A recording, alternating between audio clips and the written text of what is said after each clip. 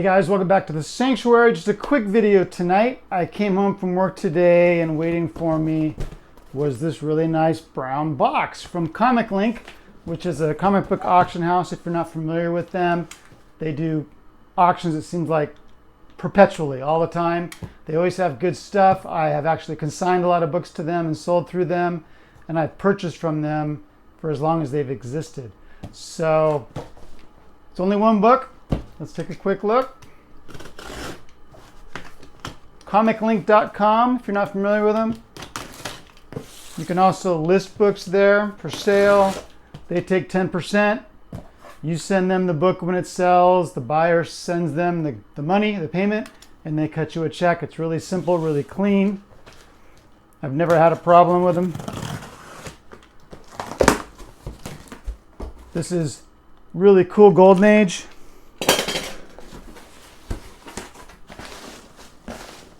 A character you'll all recognize, but not DC.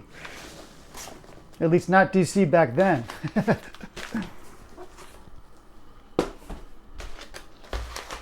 Comic Link always does a good job packaging their comics. In fact, I usually reuse their packing materials when I ship something out.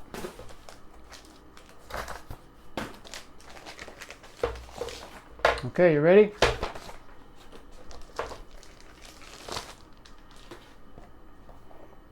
Whiz Comics, number 18. Let's take a closer look at it. Okay, Whiz Comics number 18, CGC 8.5, cream to off-white pages. Cover dated June of 1941, so it actually probably hit the newsstand in late April of that year, so we're talking before we entered the war, and yet there are things about this cover that suggest we might already be involved in the war. While there's no swastikas, that sure looks like a German soldier to me. On this futuristic train, they're shooting at him. He is twisting the tracks into like a pretzel, and their bullets are bouncing off of it.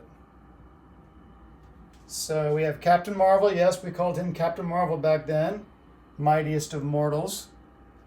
And then we have this badge down here, Being American. Very patriotic time in our history. This was a Fawcett publication, 10 cents.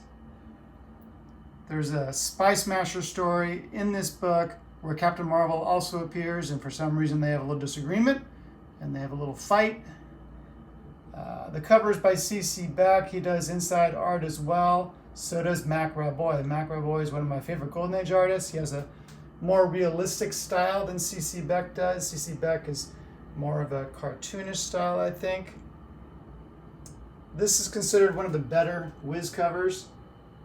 There are some really nice Whiz covers. Number 17, the issue before this, he's pretty much destroying a German tank.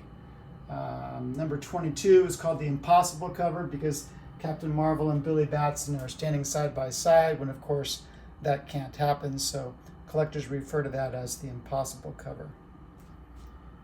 I pick up the nicer covers from this title whenever they come up for sale. I'm actually looking for a number 11 right now. That's a cool cover where he's capturing some bank robbers. Let's take a look at the back. Like many Golden Age books, the back cover is an ad for Daisy air rifles. There are literally hundreds, if not thousands, of Golden Age comics with Daisy air rifles advertised on the back cover.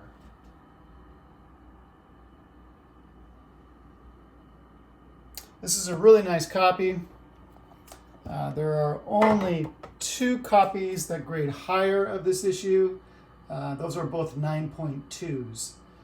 There is a 9.6, which is the Edgar Church Mile High copy, but that book is restored. And so it's still a very nice book. It has some color touch on the cover and a small piece replacement and some glue on the spine. So it's up to you whether you would consider that a better get than this one. I prefer the unrestored copy. But the Mile High is still very pretty, even with the restoration. So that's what was in the box. Whiz Comics number 18 from June of 1941. Hope you liked it, guys.